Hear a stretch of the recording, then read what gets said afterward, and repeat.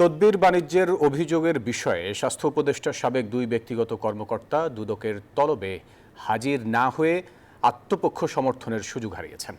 এমনটি জানিয়েছেন সংস্থাটির মহাপরিচালক আক্তার হোসেন। প্রয়োজনে তাদের দেশ ত্যাগেও নিষেধাজ্ঞা দেয়া হতে পারে।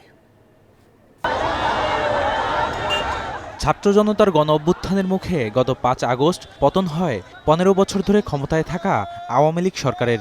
পরে ৮ আগস্ট ডক্টর মোহাম্মদ ইউনূসের নেতৃত্বে গঠন হয় অন্তর্বর্তী সরকার।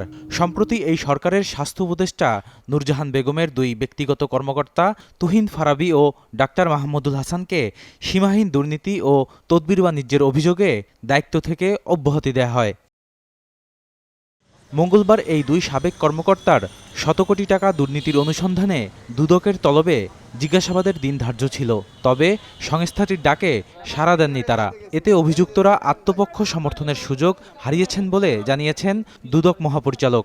যে দুজন অভিযোগ সংশ্লিষ্ট ব্যক্তিকে জিজ্ঞাসাবাদের জন্য আজকে নির্ধারিত তারিখ ছিল, তারা কিন্তু আজকে উপস্থিত হন নাই।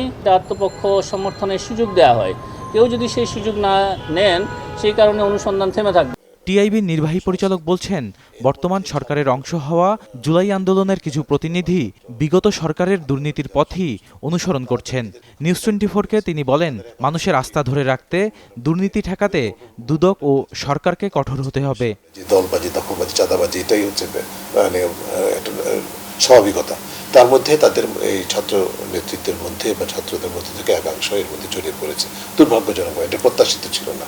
আন্দোলনের অংশীদার হয়েও যারা করছেন তারা কিন্তু আন্দোলনের যে মূল চেতনা তার থেকে সরে যাচ্ছেন। যাদের বিরুদ্ধে সুনির্দিষ্ট অভিযোগ তাদেরকে বিচারের আওতায় আনতে হবে। এদিকে 2,63,00,000 টাকার অবৈধ সম্পদ অর্জনের অভিযোগে পাসপোর্টের চট্টগ্রাম অফিসের পরিচালক সাইদুল ইসলাম ও তার স্ত্রীর বিরুদ্ধে মামলা করেছে দুদক।